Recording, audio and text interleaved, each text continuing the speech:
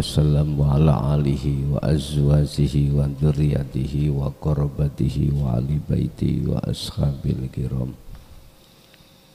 wa ila jami'il anbiya wal mursalin wal awliya wa syuhada wa salihin wa tabi'ina tabi'ina salihina ila yaumiddin khususun jami'i masyayikhi ila muntahum wa ila abaina wa ummatina wa azdadina wa masyaikhina wa auladina wa azwazina wa dzurriyyatina wa ahli baitina wa jami'i man tabi'ana khususan jamil arwah fi hadil majlis wa ghairuhum lahumul fatihah.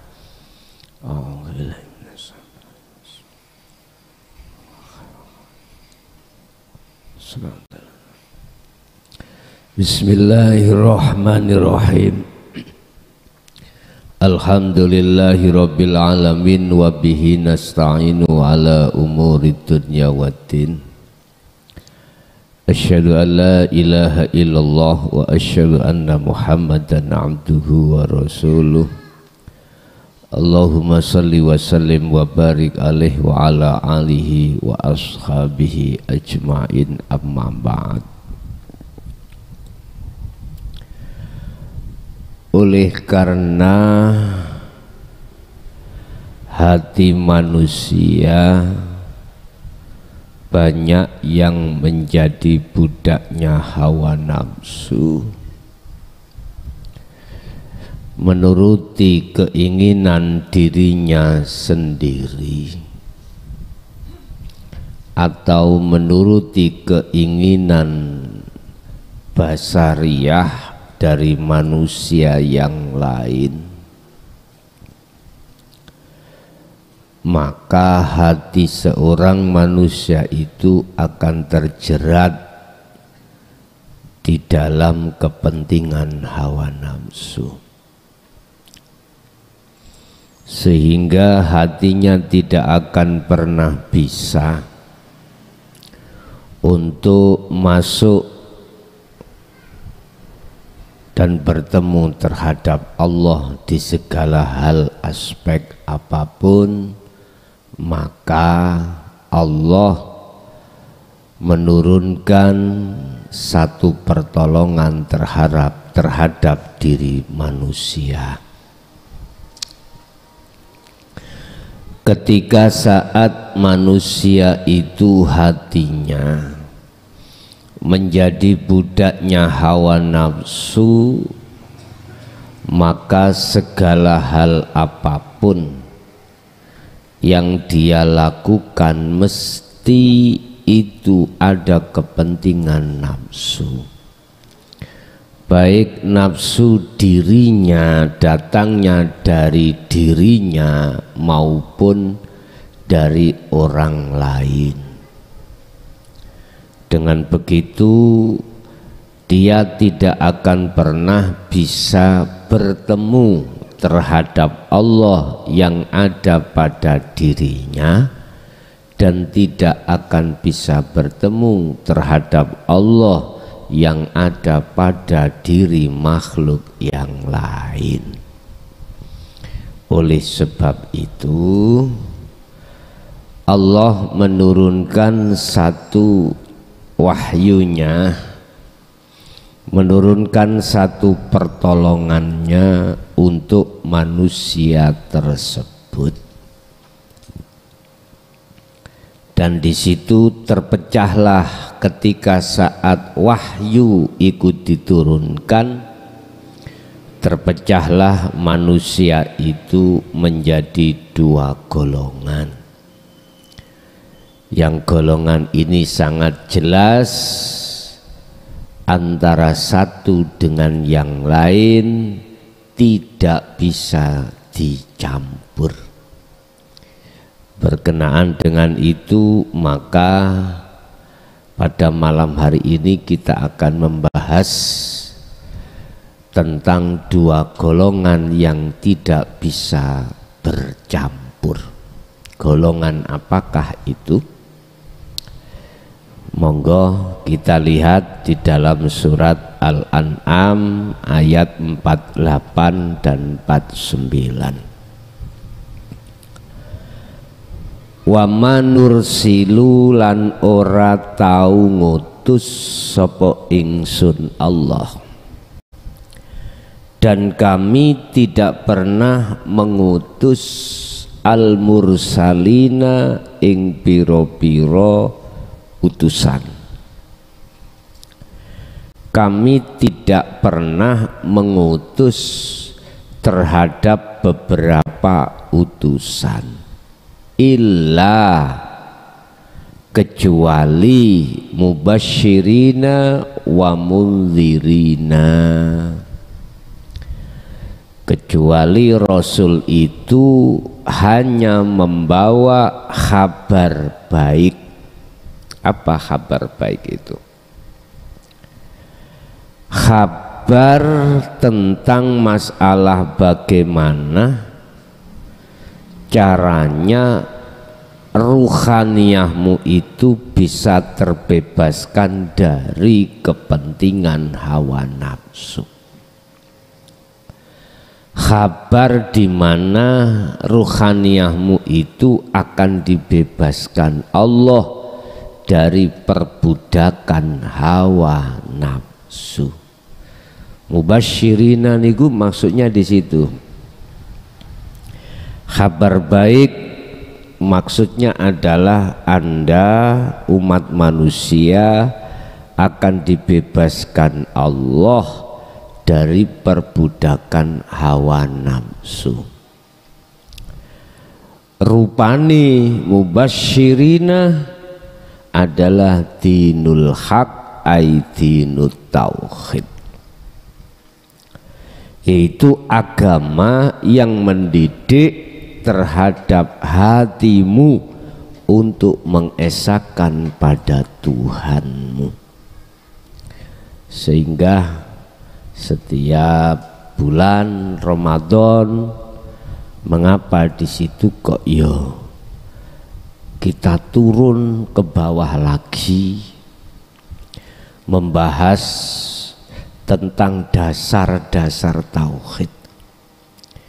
Itu bagi umat manusia yang awalnya belum sempat untuk mengetahui dasar tauhid, dan itu untuk pemula-pemula pada khususnya. Setiap tahun itu disampaikan, ditambah setelah itu pengembangan dinut tauhid terlepas dari bulan Ramadan. Niku maksudnya mubasyirin, kabar baik di situ. Wis umat itu tidak terlalu susah, tidak terlalu sukar untuk memahami isi di dalam dinut tauhid tersebut. Itu pertama. Yang kedua, di samping mubasyirin wa mundzirin, lah ini peringatan.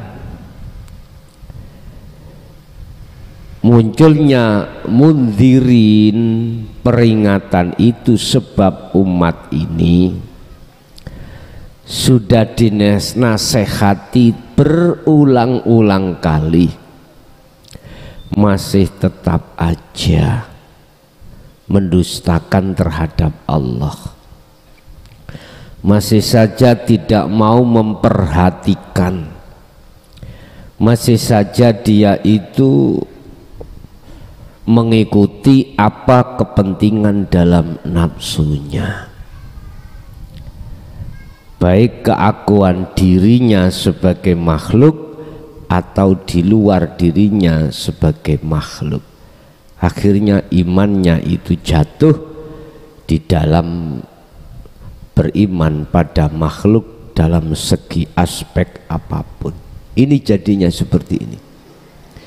Lah kalau mundirin sudah disampaikan, maka di situ ada batas waktu. batas waktu Allah memperingatkan terhadap kita sebagai umat. Jadi khusus mundirin ini bagi mereka yang tidak mau mengindahkan isi di dalam mubasyirin niki, atau bisa saya katakan mubasyirin bisa untuk berlaku pada jenengan yang sudah bisa menerima. Iku mubasyirin, makanya kabar baik, kabar baik. Dikatakan kabar baik, hatimu nggak berontak, malah nambahi iman dan takwamu secara keilmuan, tambah mantap hatimu. Itu mubasyirin. Bisa jadi mundirin ini gak disukai bagi mereka yang tidak beriman, bagi mereka yang tidak percaya. Iku mundirin. Jadi khitab mundirin memperingatkan itu terhadap mereka yang masih bersikukuh tidak percaya akan isinya dinut tauhid. Pon iki tadine. Faman mongko utawi sapane wong iku amana percaya. Percaya sapa man, percaya isi di dalam mubasyirin tadi, isi di dalam dinul haq itu tadi. Wa aslahalan berupaya merubah perilaku hati kita yang asalnya iman terhadap selain Allah, itu beriman pada Allah. Yang tadinya iman terhadap makhluk, sekarang beriman terhadap Khalik. Bagaimana? Mereka yang sudah beriman dan wa aslaha, berupaya untuk membagusi perilaku rohaniah. Jadi gak gampang syirik, gak gampang riya, gak gampang hasud, gak gampang apa, gak gampang takabur, gak gampang menang sendiri, gak gampang ngomong no eleke wong, gak gampang muncul takabur. Makanya jenengan gak laki gak perempuan masuk di dalam perutnya ikan nun, yaitu JB iki. Kok ya sik hasud menyang liyane, kok ya sik duweni iri menyang liyane, gara-gara itu, gara-gara itu. Berarti ilmu itu Anda amanah tapi tidak wa aslaha. Ilmunya mubasyirin percaya, tapi wa aslaha nggak ada, nggak ada, sehingga ada hasud antara satu dengan yang lain. Berarti Anda gak memenuhi target. Lawong di sini iku niate zuhud, khalwat, uzlah. Lah kok mempermasalahkan yang lainnya? Akhirnya muncul hasud lah dalam hatimu, muncul nggak enak lah pada dirimu. Lah ini berarti belum wa aslahah. Gak usah dibedek, memang kuwi lalai kan dzikirmu wis titik. Sebab kuncinya gini Bapak Ibu, kita akan muncul riya, hasud, takabur dan sifat-sifat yang dicela Allah itu karena kita lalai dari zikir kita, lalai dzikir kita. Di situ nafsu akan menanamkan di dalam hatimu, merencanakan sesuatu yang sesuatu itu pasti akan kau lakukan, entah itu dengan bahasa ucapan atau bahkan tindakan. Ini berarti jelas zikirnya itu tidak kau perhatikan, terutama wong wedok-wedok iki, terutama orang perempuan-perempuan kayak wong wedok cangkeme loro.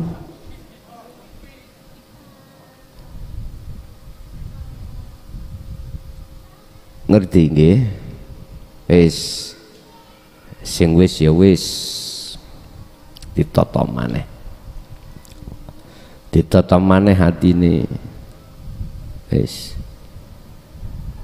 Makane Allah dawuh yen kuwi pingin maju menemui aku ya tinggalan perkara saliyane aku. Yen kuwi ninggalno aku ya, yen kuwi pingin lari dari aku ya tinggalan perkara sambungan menyang aku. Ngoten neh. Berarti kesimpulannya apa? Zikir. Artinya kalau kita mengabaikan zikir berarti apa yang kita temukan kondisi hati kita pasti semakin jauh pada Allah.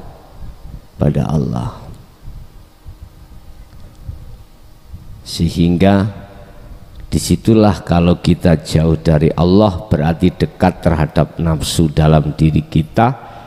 Nek wis dekat pada nafsu diri kita, otomatis muncullah sifat-sifat yang kurang baik. Kadang-kadang persoalan sedikit aja masalah. Kadang-kadang nafsu itu menanamkan dalam hati kita sok kasaf misalkan, akhirnya hati-hati penghalangmu itu. Nafsu akan menanamkan dalam dirimu muncul riya, muncul takabur. Dah nek kandhane sik pancet enake iku gak deleh kamar dipendem. Kena ndase tok itu nggo nek wae mangan dikeki mangan ngono. Dadi cek gak obah. Iku enak iku ngono. Sebab Gusti Allah wis nurunkan ayatnya mundirin, peringatan. Munculnya peringatan iku sebab pelanggaran. Kok gak ada pelanggaran ya gak mungkin diperingat gitu. Untung lho sik diperingatno, sik enak. Mubasyirin iku lampu hijau, mundirin berarti lampu kuning. Kalau mundirin ini kita tidak indahkan, ya udah lampu merah. Seperti pemain sepak bola nih loh. Kalau sudah dikasih lampu merah, wajib keluar enggak? Wajib ya? Wajib. Nek sepak bola sik kartu kuning satu iku sik maklum. Tapi kalau nanti melanggar lagi kartu kuning kedua berarti hati-hati. Wis. Dah cari pelatih wis gak usah reno-reno awakmu. Gak usah nekel-nekel. Tahu nekel? Nekling nih loh. Nggak pelanggaran terhadap pemain yang lain. Ojo. Udah sportif aja. Sportif, penak nek nganut wasit iku penak. Bapak Ibu hadirin jamaah rahimakumullah. Piye bagi orang yang betul-betul tidak hanya beriman tetapi wa aslaha, berupaya ke depan untuk berlaku lebih bagus, berarti jenengan iki lebih mengementingkan nilai mutu zikir jenengan. Nilai mutu zikir jenengan. Wong namanya khalwat uzlah iku perilakunya ruhaniyah ini cuman zikir. Mboten bedhek kok bedhek iki bedhek ora. Keluar jalur iki mengke.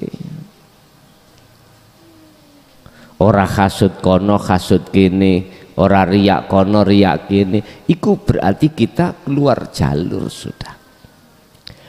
Wa aslahaiku kudu jenengan kali kula hati ini menjaga dan meningkatkan mutu zikir jenengan. Wis ta Pak Bu, umpama jenengan estu ngateake isi di dalam uzlah dan khalwat yaiku zikir, mboten kathik suwe-suwe. Istilah bahasa kesucian diri dari syirik khafi itu dengan sendirinya akan terlepas dan terjaga oleh Allah.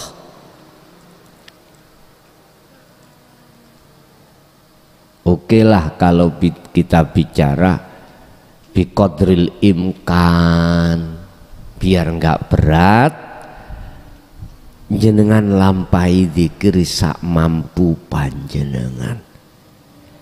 Tapi bukan berarti kalimat biqadril imkan itu jenengan iki mbaeno, apa mbaeno bahasa Indonesia nih, menyepelekan. Ndak, tetap apa yang terjadi bagi mereka yang sudah wa aslaha iki tandane ya fala khaufun alaihim walahum yahzanun. Hatimu terjaga dari sifat-sifat yang membuat ketakutan terhadap apapun, membuat khawatir, membuat gelisah. Allah akan menjaga itu. Artinya hatimu tidak akan mudah ada rasa takut, khawatir dan gelisah dengan siapapun dan dengan apapun. Karena apa? Karena hatimu sudah jelas-jelas koneksi terus terhadap Allah, baik yang ada di dalam dirimu maupun di luar dirimu. Imanmu akan terjaga hanya pada Allah, tidak pada yang lainnya. Dulu itu Pak ya, coro kekasih-kekasih Allah sebelum menjadi kekasih, sing digoleki iku ilmu inti, yang dipelajari itu adalah ilmu inti. Lah, ketika saat sudah mendapatkan ilmu inti, maka di situ dia menaikkan volume aslah, volume kebaikan hati. Ini yang disebut budi luhur. Kuncinya apa? Meditasi. Di dalam meditasi adalah mencapai kesadaran penuh bahwasanya diri kita makhluk itu patung, kesadaran kalau patung. Nah ini kan bentuknya cara sekarang ini disebut tahali atau nafi. Nah, kalau ini sudah selesai, ini sudah terlaksanakan, isbat itu dengan sendirinya, tajalli itu dengan sendirinya. Ngatan. Kegelapan hati ini akan dengan sendirinya iki kok hilang tatkala cahaya itu wis didatangkan. Lah, datangnya satu cahaya itu karena minyak zaitun.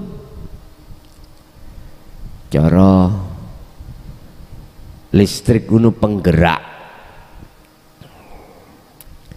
Bahasa Nur Makrifat itu akan datang dengan sendirinya tatkala zikirmu sudah terjaga.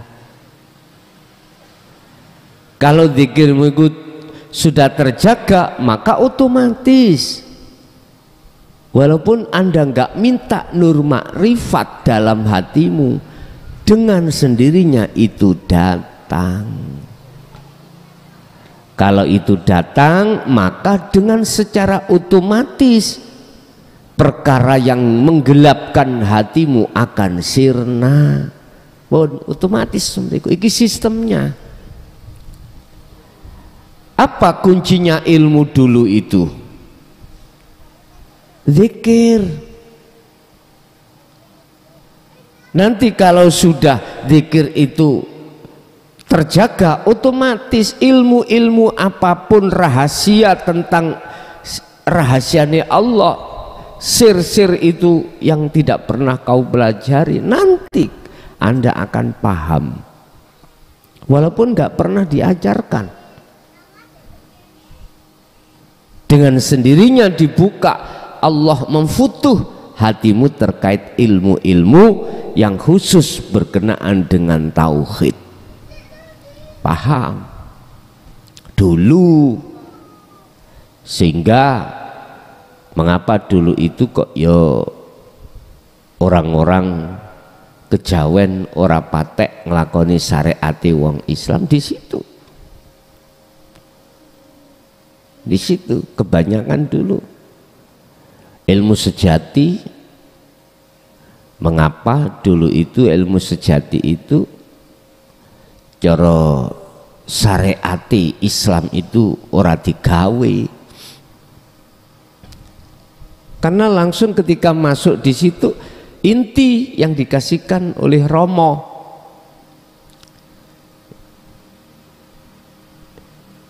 Apa bahasa kita adalah kholwat,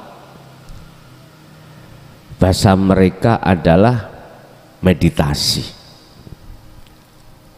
atau topo. Lah, iki sistem aja. Lah sekarang tak buka sistem seperti Kanjeng Nabi, dibekalkan ilmu dulu sebelum laku, biar nggak bingung. Sehingga mubasyirin di situ diturunkan dulu. Makanya Allah wama nursilul mursalin, aku tidak akan mengutus beberapa utusan kecuali utusan iku illa mubasyirin, membawa kabar baik ini. Akhirnya jenengan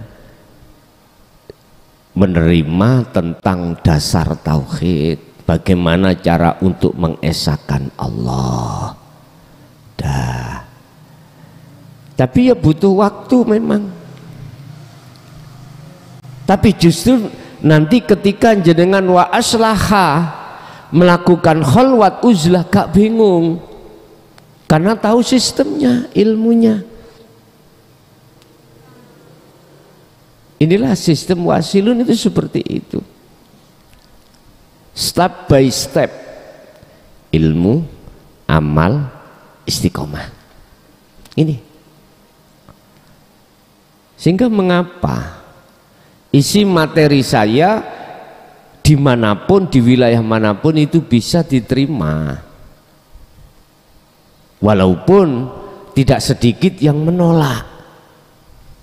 Ya napa niku?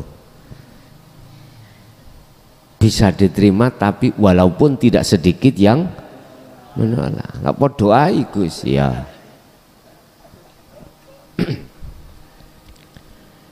Gini Pak, orang itu butuh waktu untuk kesadaran.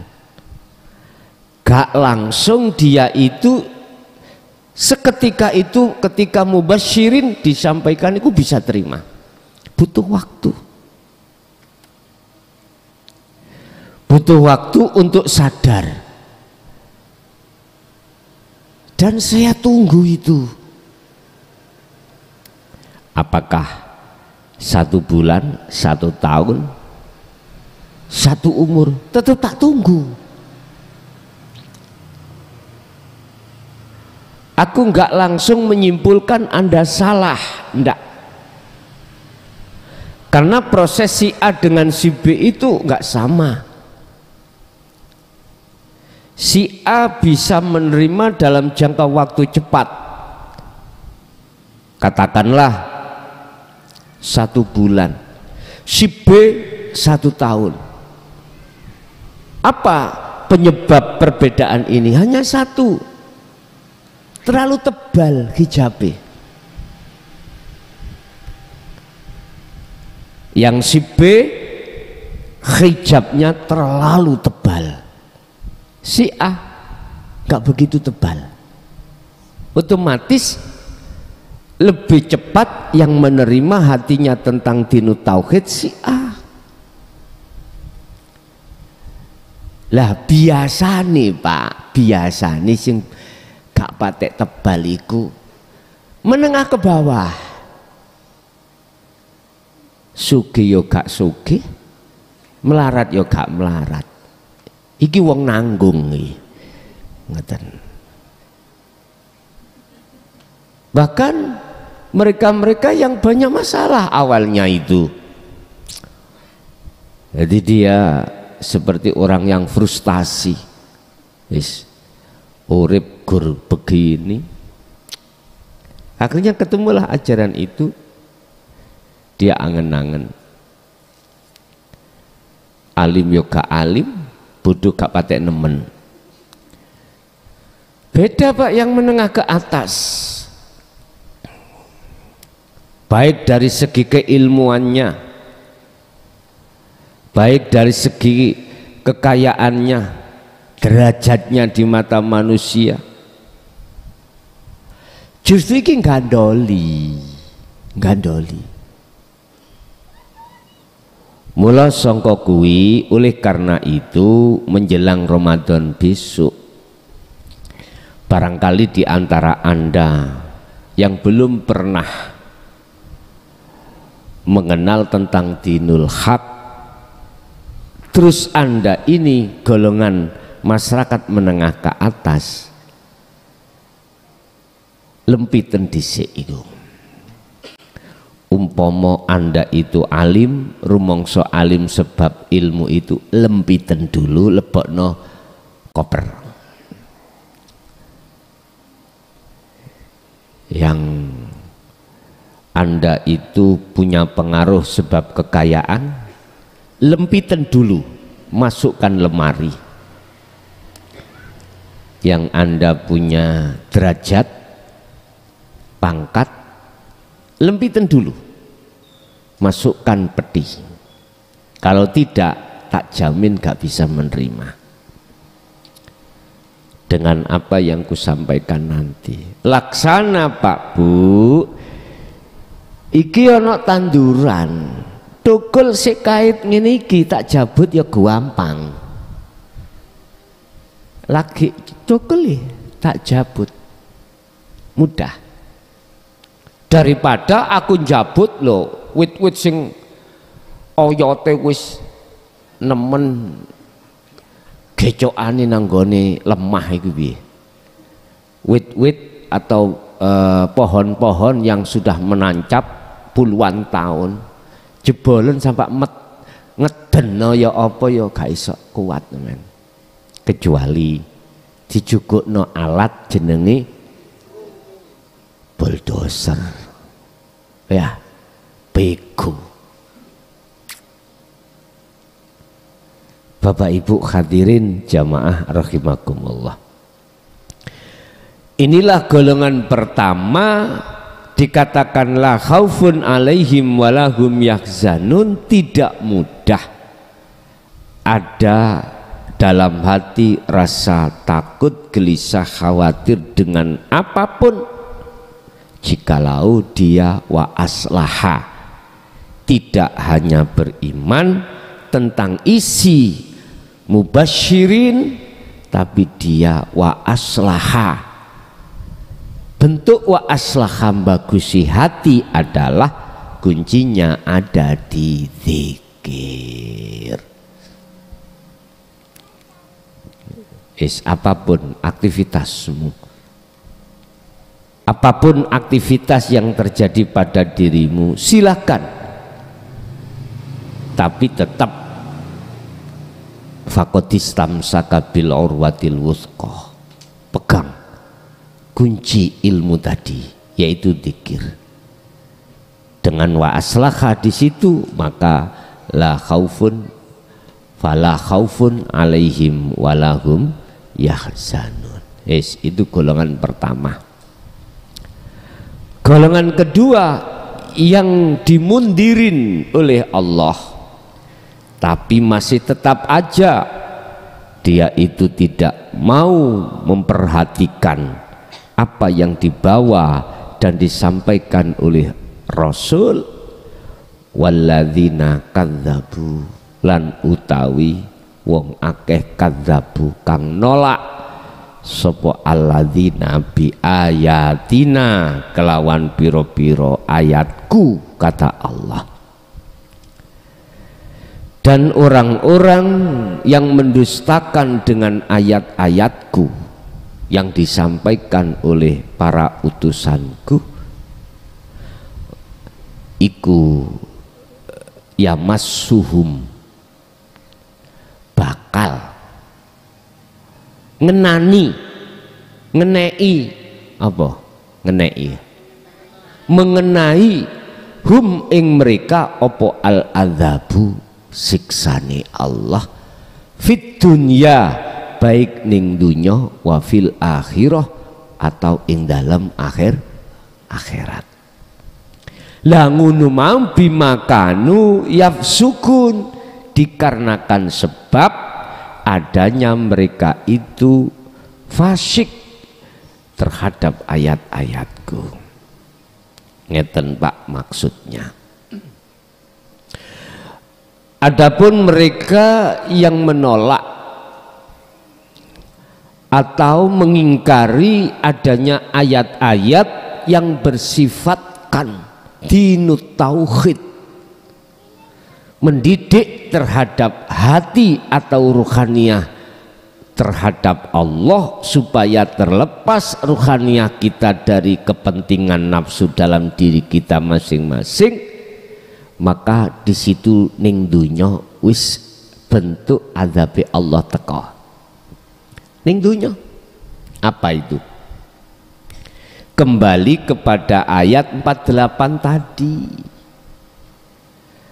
perkara yang menakutkan. Nek tadi fala khaufun, maka kalau al-adzab mereka yang yukadzibun, la nafinya itu tidak ada, maka fa khaufun alaihim wahum yahzanun, mereka di dalam hatinya akan dipenuhi satu penyakit yang menakutkan. Apa itu? Injun sewu, sing sugih mesti wedi kelangan sugih, sing alim ya wedi kelangan alime, yang terhormat akan takut kehilangan kehormatannya. Sing miskin wedi terus miskine gak kelangan, terus wedi miskin. Lah niki lho Pak. Loh, ini fakta. Kalau nggak percaya, tanya pada orang yang kaya, tanya. Dan di situ mereka tidak ada rasa puas, Pak Bu. Rumah sudah punya tingkat pisan. Rumah. Mobil sudah megang loro pisan. Apa maneh? Pangkat, derajat, kehormatan ngelompok. Sampeyan tanya, pasti takut kehilangan kekayaannya dan tidak ada rasa puas dengan kekayaan itu. Estu, mungkin Anda dengar ya, sing pernah kerja ning pabrik, sing pernah dalam suatu saat ada demo akhirnya nggak bisa kerja. Pengusaha ini ngomong apa? Rugi toh? Rugi. Katanya rugi. Dia bilang katanya rugi. Lah ruginya dari mana? Ya dari tenaga kerja itu tadi. Dia misalkan bisa dalam 1 bulan itu ekspor 10 ton, berhubung karyawan iku mogok kerja akhirnya 5 ton. Loh itu lo rugi. Katanya rugi. Padahal penghasilan surut nih lo. Jarine rugi loh. Berarti menandakan bahwasanya siapapun kita tidak akan pernah puas dengan apa yang diberikan Allah. Nggak akan puas. Ini kalau golongan walladzina kadzabu itu pasti Pak. Semen tanya. Sehingga ada istilah bahasa Jawa, enak sing nyawang, sing nglakoni iku mumet, jare ngono. Mumet. Ya. Jare wong Jawa sawang sinawang. Omsetnya padahal luar biasa. Biasanya satu bulan penghasilnya 2 miliar, kok 1 bulan iki hanya 100 juta. Iku katanya rugi. Mana kepuasan? Terus aku bertanya, sampai kapan hal itu terjadi pada dirimu?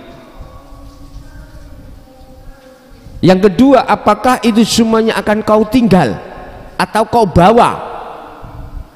Coba pikiran celuk-celuk, pikiran umurmu iku wis 50 munggah, kau nggak sadar, wa min waraihim barzakhun, di belakangmu itu selalu mengintai kematian kau. Ayo, apa yang kau banggakan kalau kau sudah kau punya istri cantik, kemana arahnya? Disirik uang. Dunyo-dunyo yang kau tinggalkan kemana? Kayak royoan ahli waris. Oleh sebab itu aku gak ngongkon jenengan iki untuk melakukan terkait apa yang diserukan di dalam agama Islam, termasuk tentang sodakotin jariyatin atau zakat. Enggak, cuman setiap rasul yang diperintahkan Allah untuk membawa dinut tauhid, mubasyirin, pertama itu menyampaikan saja, enggak memaksa, terserah. Wa mundirin, memperingatkan. Bapak Ibu hadirin jamaah rahimakumullah, khusus malam ini bagi yang menengah ke atas menjelang bulan puasa ini, tolong lempiten dulu apa yang memberangus ruhaniyahmu itu di dalam kopermu, biar tidak susah ketika saat isi mubasyirin nanti Anda terima. Satu. Yang kedua, bagi kita yang sudah amanu, entah itu menengah ke atas atau menengah ke bawah, wa aslahu, utamakan inti dari tujuan kita untuk ke Allah. Kuncinya ada di zikir.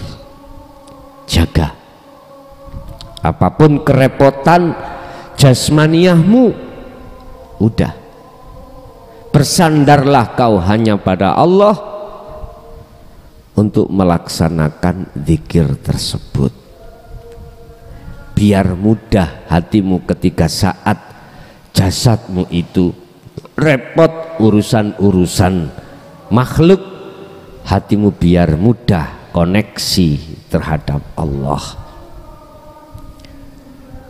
Setiap Rasul yang diperintahkan Allah tidak ada niat apapun, ndak niat untuk diwahkan, tidak niat untuk dipuja, tidak atau dipuji, tidak, hanya satu, illa mubasyirin wa mundirin, memberikan kabar baik. Ini kalau kau melihat makhluknya gak cukup, kau harus melihat Allahnya. Kalau kau melihat Allahnya, berarti inilah bentuk kasih sayang Allah terhadap kita sebagai hambanya yang berpuluh tahun. Hambanya ini terjebur di dalam jurang kesesatan sehingga mengikuti jalannya nafsu. Allah tolong, Allah kasih syafaat dengan bentuk didatangkanlah satu utusan dengan membawa mubasyirin. Akhirnya berbahagialah, saya ucapkan berbahagialah bagi Anda, sebelum meninggal Anda ini sudah bisa terima mubasyirin. Dan lebih berbahagia lagi bagi Anda yang tidak hanya amanu tetapi wa aslahu, Anda telah menjalankan perintah di dalam isi mubasyirin adalah senantiasa menjaga zikir dan zikir. Bapak Ibu hadirin jamaah rahimakumullah, itulah apa yang bisa kami sampaikan dalam kesempatan malam hari ini. Sekali lagi perlu kuingatkan bagi Anda yang memang ada rencana untuk bulan Ramadan mengikuti BIMTEK ini, tolong yang menengah ke atas lempitan dulu apa status itu. Jikalau tidak, saya jamin Anda tidak akan pernah bisa masuk ilmu itu. Oke, kita masuk pada sesi tanya jawab. Barangkali ada yang perlu ditanyakan, kami persilahkan.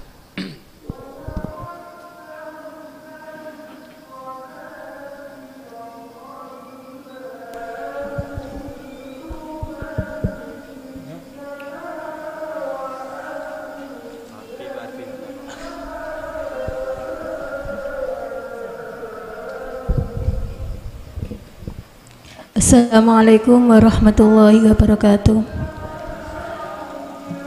Saya mau bertanya bagaimana makna secara hakikat tentang ayat masna wa sulasa wa ruba.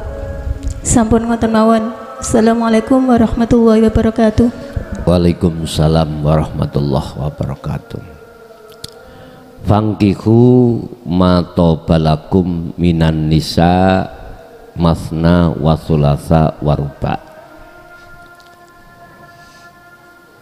Itu khusus khitabnya pada seorang suami atau seorang laki-laki. Pertama Allah mengatakan masna dulu, langsung loro. Wong lanang iku diperbolehkan, orang laki-laki diperbolehkan. Ibu-ibu aja ngondok lho ya, aja ngondok sih. Saya berbicara atas dasar wahyu Allah ini. Dua, fangkihu itu adalah fi'il amar, kata perintah. Berarti nek gak rabi gak lanang, wis ngunai bahasa umum ngunai.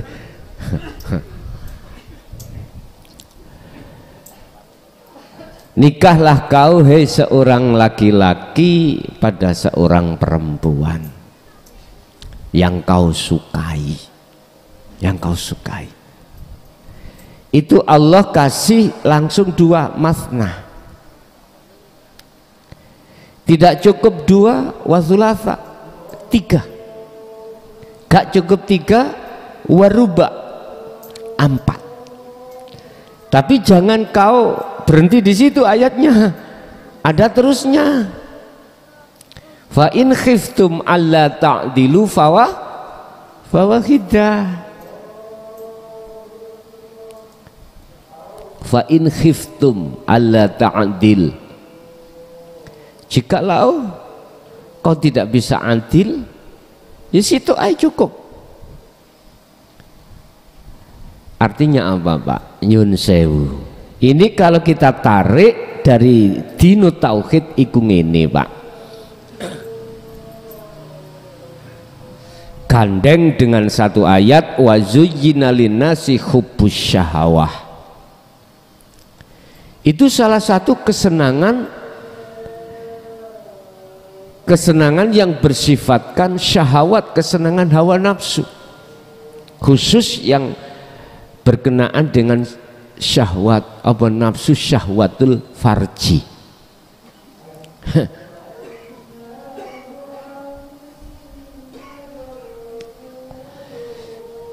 Nek jenengan ora iso njogo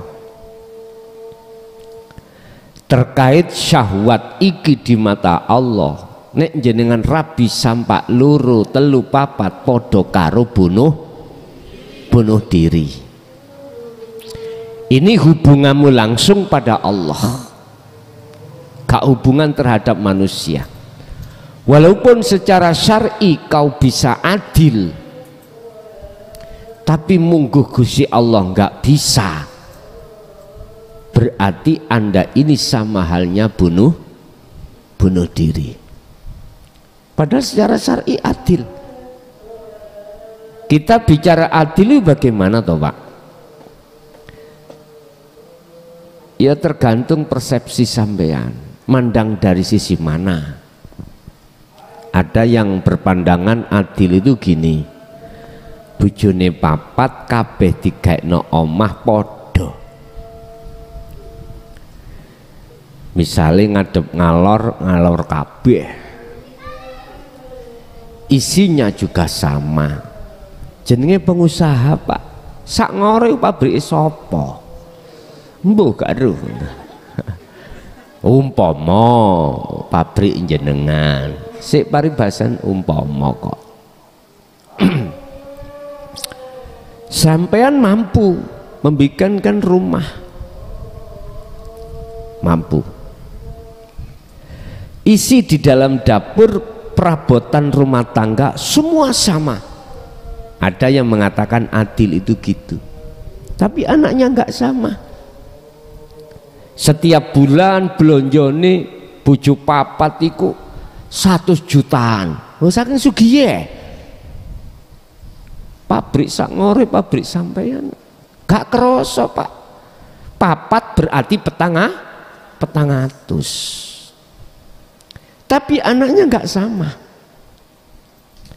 Si A anake papat, si B telu, si C loro, si D siji. Lah, ada yang berpandangan pokoknya blonjone podo-podoi. Podo. Wis, kalau ini dilihat dari pandangan yang lain, persepsi yang lain, belum. Kebutuhannya si A itu berapa, si B enggak sama. Anak 4 dengan anak 3, anak 2, anak 1 beda. Ngomong kebutuhan, Pak, nyun sewu, gak ono enteke. Temenan. Relatif kebutuhan itu. Sekarang kita bawa uang nyun sewu 200.000 buat 1 bulan, cukup. Gue nek mangan kerikil terus, cukup mangan lombok terus, cukup mangan sego gak ada iwak. Jangan nggih. Makanya relatif kebutuhan itu. Dikasih 1 juta tetap gak cukup. Lebih mangan gak mau masak sendiri di mall.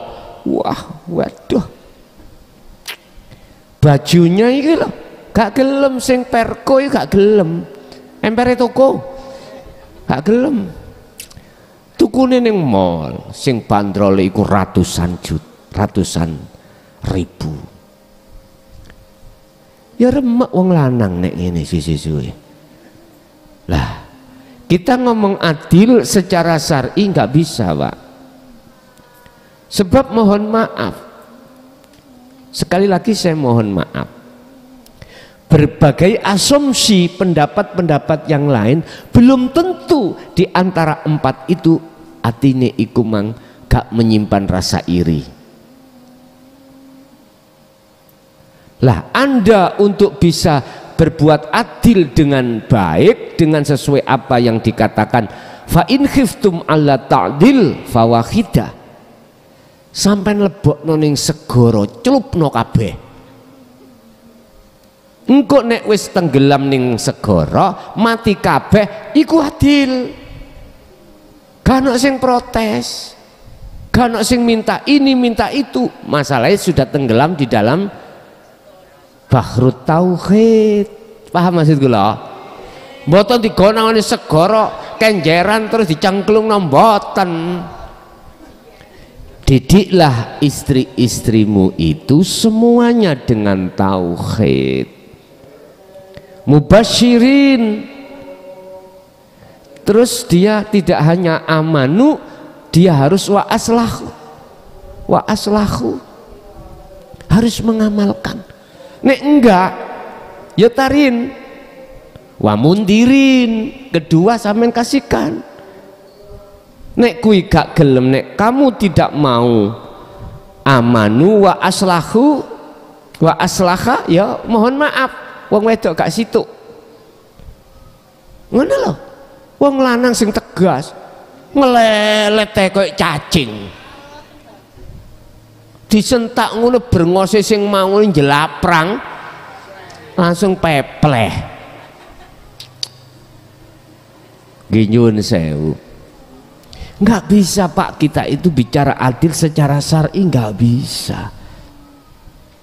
Walaupun sampean paring podo-podo nyun sewu, sugiya kaya apa jeneng, mesti di antara mereka itu ada hasud, ada iri.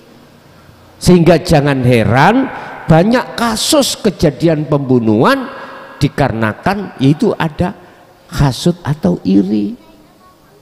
Baru-baru ini yang sampai sekarang belum terungkap, katanya di Jawa Barat istri sak anake dibantai di dalam mobil Alphard itu ya. Dengar teman, Bandungan itu.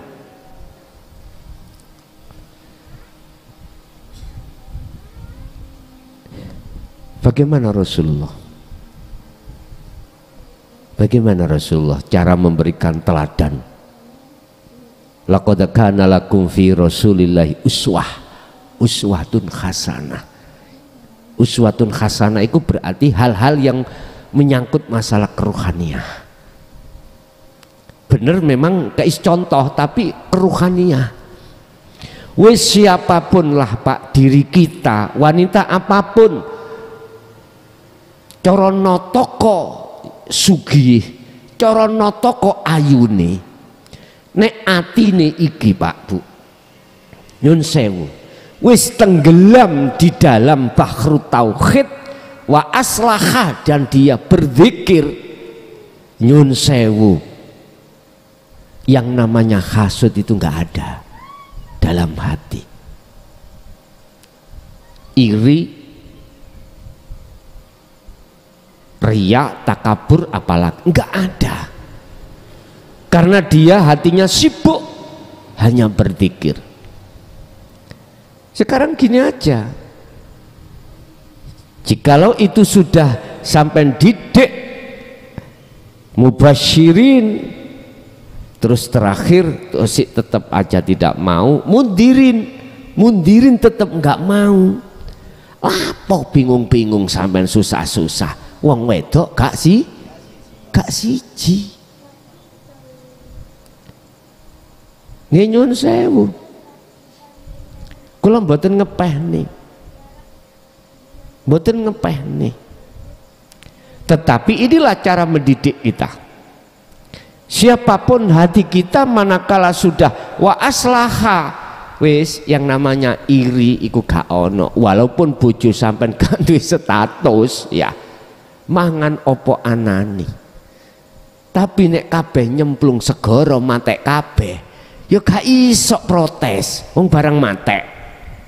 Paham ya maksud kula? Mboten saged. Bahasa manusiawiah kita, apapun di depan itu dimakan, sehingga kebanyakan beliau-beliau ini cara omah itu satu rumah,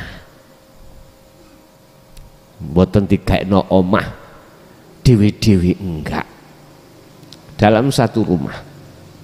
Beliau Rasulullah juga begitu. Wedake ya dadi siji ya dah. Wedak karungan iki lho Pak. Aku yakin jenengan gak akan protes kalau betul-betul hatimu wa aslaha. Kalau hatimu tidak wa aslaha, wah, make up sekarang gak zaman karungan, gak gitu. Ini nek gak wa aslaha, lho wis mundirin trapno. Dene gak ijolno ae. Lah apa pusing-pusing, gak lali yang kok ditinggal.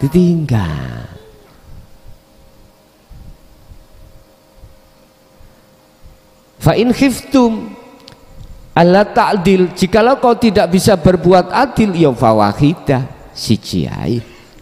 Iki kan bahasa syariat. Bahasa syariat jenengan kali kulo sebetulnya nggak bisa Pak, adil nggak bisa. Jikalau tidak jenengan dasari dengan mubasyirin, isi daripada kabar yang diberikan Allah tentang dinut tauhid. Sebab menungso lo ya, menungso luwe-luwe wong wedok. Tadi saya katakan apa wong wedok iku mau kok kakean cocot, sebabe cocote lo beda iku ngeten lho Pak, sinten mawon.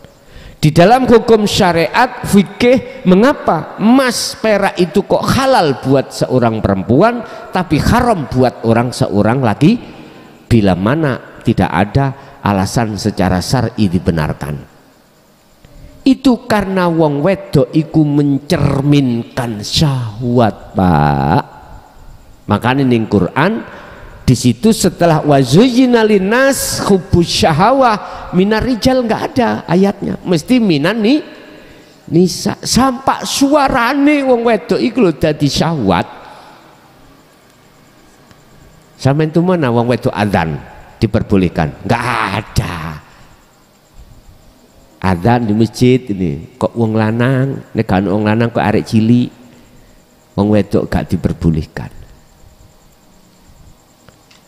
Apapun bentuk dalam diri seorang wanita itu adalah syahwat, makanya diperbolehkan pakai emas.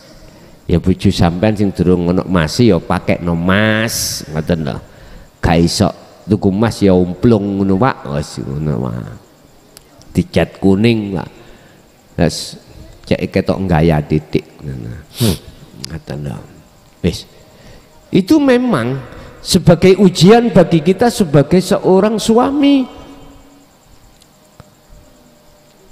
Yang kedua, menunjukkan bahwasannya seorang perempuan itu susah nek diajak hatinya ke Allah. Makanya sampai tingali huk ndi wae aku ngaji mek titik wong wedok iku sing akeh wong lanang, yang banyak orang laki-laki. Mengapa? Karena susah orang perempuan itu nek diajak untuk tinggalkan kesenangan dunia itu susah sekali, karena memang dia didapuk minan nisa sebagai penghias, sebagai penghias. Makanya jenengan nek punya garwa, nek garwa iku sudah bisa menerima isi mubasyirin ya man-manen, ngerti man-manen, eman-emanen, jagalah, karena tidak semua wanita itu hatinya bisa condong terhadap Allah. Makanya mereka kalau sudah condong pada Allah, terus suaminya taren,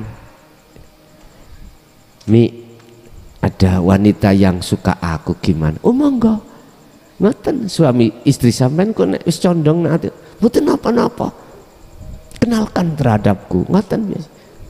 Gak mboten hulek-hulek, ayo pola-pola, ndak, karena dia sudah paham semua apa gerakan di dalam hati itu karena digerakkan oleh Allah. Tapi jenengan wong lanang ojo macem-macem. Nek durung gak dijatah Allah, ojo model-model tolek-tolek. Sampak ngeluh jenengan, sampak mumet, nggak akan pernah. Ikuti arus saja. Ikuti arus. Ikuti arus. Bapak Ibu hadirin, jadi yang dimaksud ayat itu adil dari sisi hakikat. Yang adil dari sisi hakikat itu tidak akan pernah bisa kita terima manakala tidak semuanya masuk di dalam dinut tauhid. Mboten saged. Orang perempuan manapun tidak akan pernah mau dimadu. Lah ngoten Bu nggih? Mboten enten lho, krungu wong lanang he. Estu di situ. Tapi kalau Allah menakdirkan itu terjadi, berhubung hatinya seorang istri kita itu wa aslaha condong pada Allah, dia melihat Allahnya, akhirnya jawabnya apa? Nggih ya sak kersa, monggo nek jenengan kersa. Jadi gak ada gegeran, gak ada yang perlu dikorbankan. Pasti seorang suami ketika mendapatkan jawaban dari seorang istri seperti itu nangis Bu. Inilah jari Bang Haji Roma Irama. Lah ngoten nggih? Ana lagune to ya Pak? Apa iku? Perhiasan istri yang salihah. Ngene kok ana sing bantah. Karena tidak masuk di dalam dinut tauhid. Ngene. Aku mlebu swarga gak leren yo gak harus lewat iku, lewat liyane, ngoten sing bantah. Wah, niku bantahan. Inilah yang dimaksud walladzina kadzdzabu bi ayatina. Ngoten. Pasti suami sampean ketika nari jenengan itu nggak mungkin akan memisahkan terhadap jenengan, nggak mungkin.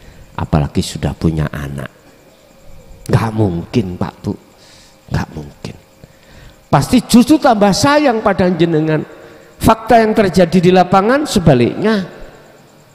Karena apa? Karena istri kita belum masuk di bahru tauhid. Akhirnya memandangnya itu makhluknya, tidak bisa memandang Allahnya. Akhirnya nafsu ngorek-ngorek di dalam hati jenengan, alladzi yuwaswisu fi sudurinas, pilih aku apa pilih di. Akhirnya keputusan ingatan. Lho wong lanang kaya ngono bingung Bu, bingung. Sijine mak ya tetep sayang nang B, sijine gak mau ninggalkan si A. Asline kecepit wong lanang kaya ngono iku. Dan inilah yang menjadikan salah satu wong lanang cepet bongkok ngoten iki. Kecepit mikir si B ya mikir si A, gak koneksi. Bahkan kadang-kadang nyun sewu tidak sedikit seorang suami mengorbankan keluarganya demi si B tadi. Lah ngoten nggih? Ada yang seperti itu. Mula ben gak kaya ngono, Qur'ane ya gak ngelarang, ya ta? Aku gak mbela wong lanang loh karena aku wong lanang, ndak. Itu bisa dikondisikan dengan beberapa syarat. Satu, iman Syiah sebagai istri yang pertama wajib silem ning bahrut tauhid. Terus yang kedua, si B sebagai calon istri yang kedua juga harus masuk di dalam bahrut tauhid.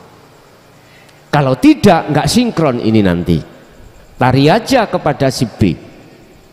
Siap jenengan tenggelam dalam bahrut tauhid? Siap, monggo.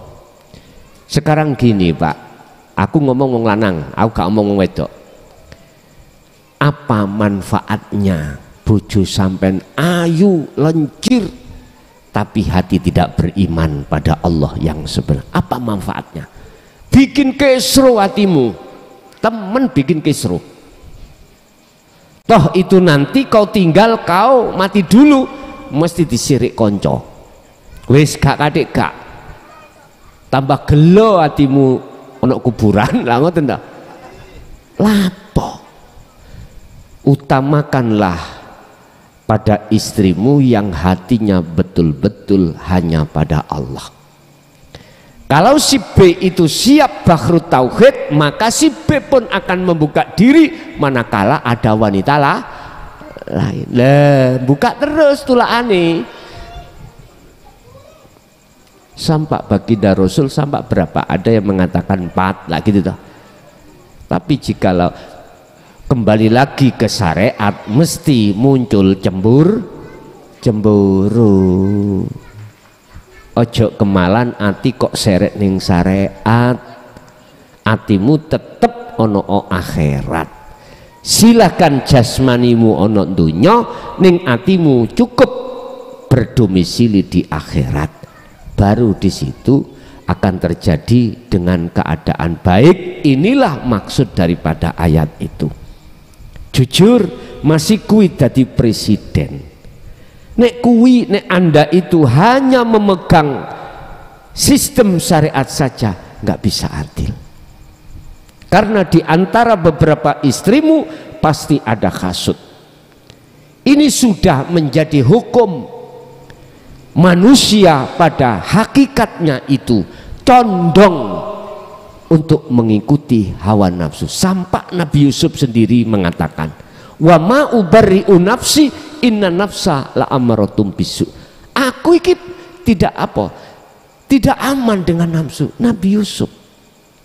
Dan itu diteruskan oleh Nabi Muhammad di dalam ayat itu. Berarti apa? Manusia siapapun kita tidak bebas dari hawa nafsu.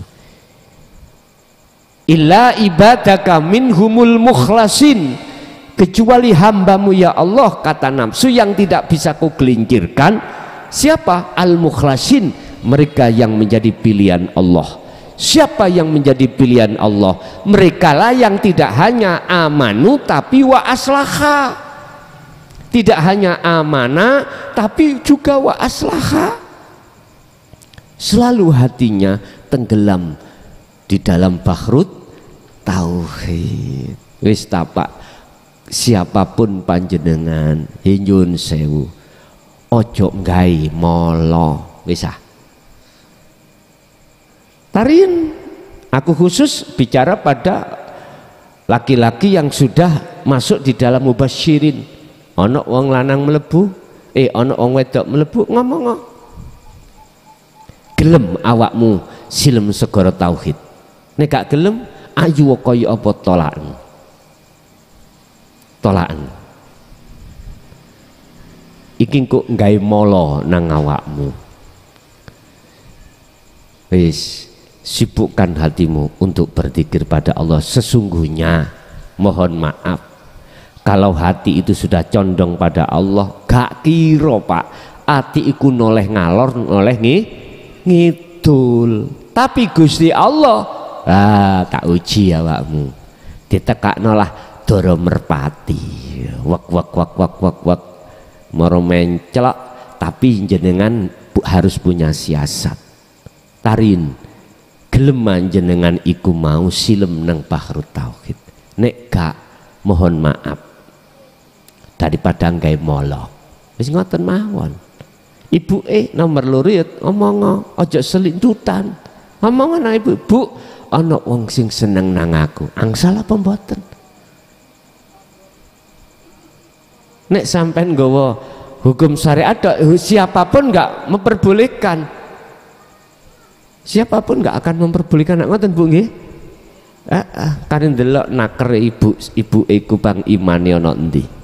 Kalau imane ana betul-betul ning Bahrut Tauhid, mesti jawab nggih sak kersa jenengan, ya. Nek pancen iku demi kebaikan rapopo. Sakno Bu, yatime loro, ngono. Hati-hati gaya alasan niku. Yatime loro ya apa? Itu kan siasat untuk melumpuhkan hatinya seorang ibu. Lah ngoten nah, ben. Lah ibu yang ngono, jawaben ibu. Oh angsal ya nek sampeyan dadekno siji kene, ngoten mawon, aja dipisah. Dadekno siji, nek dipisah mesti ana kecemburuan nantinya. Iblis itu gak diam sampai di situ, akan menggugah hatimu supaya hasud bagaimana. Kan nggak tahu kono ditukokno wedak apa, kan nggak ngerti. Tapi nek dadi siji wedake ya lemari kuwi, ya karungan iku kabeh ya karungan. Wis gak butuh sing aneh-aneh. Pokoke raimu iku ana polesane ya isi karungan iki ae. Loh, diukur dengan tingkatan ekonomi to Pak Bu. Nggih nyun sewu. Lah nek sampean gak ukur ambek tingkatan ekonomimu, wong ketua RT ya iso tuku wedak sing regane 1 juta. Nggih mohon maaf ya, mohon maaf. Aja wis tukokno karungan. Tingkatane kepala desa ditukokno sing ratusan, tukokno karungan ae. Gelem ya monggo, gak gelem ya nguleka beras. Ngoten mawon. Pun. Jadi Bu, kembali kepada ayat tadi, tingkat adil sepanjang sejarah kalau kita mensiasati dari syariat saja nggak bisa. Kita harus masuk dalam kondisi hakikat, baru di situ akan terjadilah hati ikhlas. Oke, ada lagi?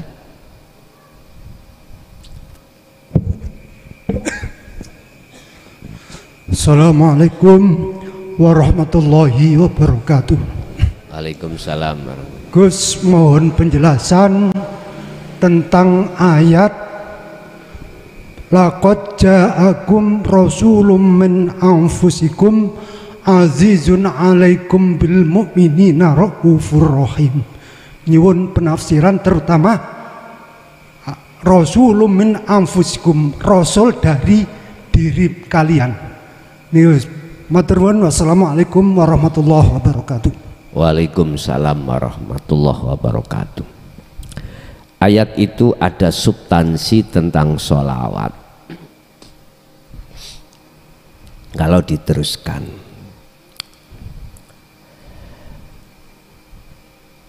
laqad ja'akum rasulun min anfusikum.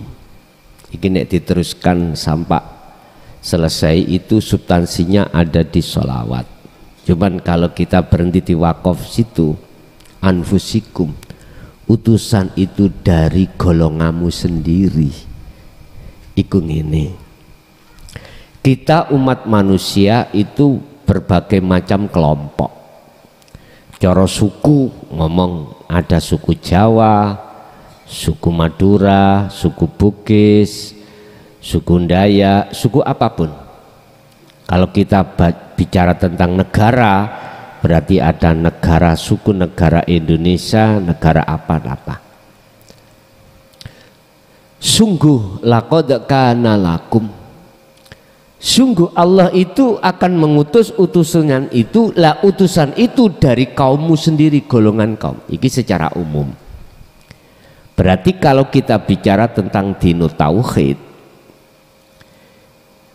itu dari suku kita sendiri, rasulun niku, utusan itu. Untuk menyampaikan dinul tauhid itu. Supaya apa? Supaya itu adalah bisa dipaham. Dari segi bahasa bisa dipaham. Kalau Indonesia berarti ada utusan dari kaum Indonesia itu, supaya ketika menyampaikan wahyunya Allah itu dengan bahasa yang bisa diterima dan dipahami oleh kaum tersebut. Ini secara umum. Lah secara khusus rasulun min anfusikum, satu utusan di dalam dirimu, Allah itu akan mengutus waridnya terhadap dirimu. Lah warid itu ada macam dua. Ada yang warid itu dari iblis, dan itu akan mengajak dirimu untuk berjalan di atas hukumnya iblis. Nafsu. Ada warid minallah. Lah ini nanti akan mengarahkan ruhaniyah jenengan, diri Anda, hati, untuk berjalan di atas jalan Allah. Mana jalan Allah? Fa'budu hadza siratum mustaqim. Jalan di atas jalan Allah itu adalah fisabilillah. Apa? Fa'budu, mesti memberikan petunjuk terhadap diri Anda warid itu untuk lurus hati ini tetap kepada Allahnya, imannya, konteks imannya pada Allah di dalam segala aspek apapun, itu pasti. Lah warid akan datang di dalam dirimu sendiri itu dikarenakan, mohon maaf, pertama mohon maaf, jenengan iku masuk di dalam mubasyirin. Mubasyirin. Mengapa Allah itu menurunkan Rasulnya di dalam mubasyirin? Secara umum tadi, karena ditengarai ruhaniyah kita, diri kita berjalan di atas hawa nafsu. Lah, ketika itu sudah dapatkan mubasyirin isinya, maka disitulah Anda ketika amanah atau amanu, jenengan ini digerakkan untuk wa aslaha, untuk berbenah diri. Ini warid, ini Rasul langsung dari Allah, Pak Bu, dalam dirimu, sehingga Anda dituntun oleh warid itu, tambah lama hatimu itu tambah caket, tambah dekat, tambah tresno terhadap Allah. Ini berarti jenengan fisabilillah, berjalan di atas jalan Allah. Tapi ingat, apakah nafsu membiarkan, apakah iblis membiarkan Anda walaupun Anda itu sudah beriman di jalur dinul haq? Tidak, Pak. Ada 3 hal yang akan dilakukan oleh nafsu atau iblis pada diri Anda yang sudah masuk di dalam mubasyirin. Apa? Pertama, yastakhibunal hayatat dunya alal akhirah. Dia akan berupaya dengan cara apapun menghidangkan urusan-urusan dunia supaya jenengan tresno. Sebab ketika jenengan tresno terhadap hayatat dunia, pasti alal akhirah Anda akan melalaikan tujuan mulia Anda. Apa? Mendekat dan bertemu Allah. Ini namanya orang kebegal. Jikalau itu tidak bisa Anda dialihkan cinta sampean iku oleh nafsu terhadap hayatat dunia, nomor 2 nafsu. Iblis itu akan melakukan wayasudduna an sabilillah, menghalang-halangi dirimu ketika dirimu berjalan di atas jalan Allah. Makanya mengapa saya setiap konten itu tidak pernah lepas keterangan tentang adzikru bisiril asrar, nggak pernah lepas, mesti saya wanti-wanti terus, mesti saya sertakan keterangan zikir itu. Sebab kuncinya ada di situ. Anda tidak bisa dihalangi oleh mereka, oleh hawa nafsu itu. Kuncinya Anda berzikir. Kalau Anda yang kedua tidak bisa dihalang-halangi oleh mereka, yang ketiga terakhir Pak, wa yabghunaha iwaja. Iblis atau hawa nafsu itu berupaya membengkokkan imanmu, dibengkokkan dengan cara apapun. Makanya tadi saya katakan, ibu, tetaplah Anda tenggelam di dalam bahrut tauhid. Tidak hanya amanu tapi juga wa aslaha. Tenggelamlah, sebab nek Anda tenggelam, keakuanmu itu akan sirna, keakuan makhluk selain dirimu akan mati, baru terkondisi itu. Mereka nafsu wayabghunaha, mengharapkan, membengkokkan imanmu. 3 hal inilah Allah katakan wadzalika, mereka itu adalah tersesat yang amat jauh. Tersesat amat jauh. Kita dikasih keterangan ditutup ayat surat Ibrahim ayat 3 itu supaya kita yakin tujuan-tujuan nafsu itu di situ. Mereka sebetulnya tersesat amat jauh. Berarti warid Rasul itu didatangkan Allah secara individu di dalam hatimu itu untuk mengusir nafsu yang menjajah dalam hatimu. Mesti sampai dituntun Allah, dituntun Allah di situ. Ya lewat waridnya. Sehingga tanda kalau jenengan dituntun Allah, tidak mudah hatimu itu ulap, tersilaukan dengan kebiarin dunyo. Ini tetanda di antara salah satu hatimu selalu terkondisi dalam waridnya Allah. Itulah maksudnya Rasul adalah utusan yang diperintahkan Allah, anfusikum, dalam dirimu sendiri. Iki secara khusus. Kalau secara umum ayat ini Rasulun min anfusikum, utusan dari kaummu, berarti memakai bahasa kaummu dengan maksud supaya jenengan iki paham dengan apa yang disampaikan Rasul, karena Rasul dari kaummu berbahasanya ya bahasa kaum tersebut. Buat Al-Fatihah. Bismillahirrahmanirrahim.